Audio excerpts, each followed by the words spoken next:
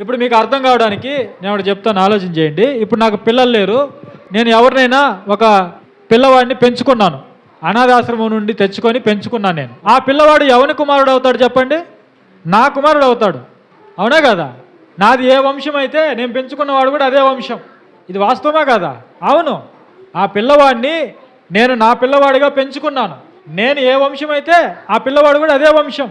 ఇప్పుడు యేసు ప్రభువుని పెంచినటువంటి తల్లి, గర్భములో పెంచిన మరియమ్మ తల్లి కానీ యోసేపులు కానీ వీళ్ళిద్దరూ ప్రత్యక్షంగా అబ్రహాముకి వారసులు, దావీదుకి వారసులు, దావీదు వంశంలో నుంచి వచ్చిన వారు. ఇప్పుడు యేసు ప్రభు ఏ వంశం వాడు అవుతాడు? దావీదు వంశమే కదా, అబ్రహాం వంశమే కదా. ఎందుకంటే యోసేపు మరియమ్మలు దావీదు వంశము. అందుకే యేసుక్రీస్తు ప్రభు కూడా దావీదు వంశములో ఉన్నాడు. అయితే ఇది బయోలాజికల్గా కాదని మనం గుర్తుపెట్టుకోవాలి. బయోలాజికల్గా కాదు, రక్త సంబంధంగా కాదు.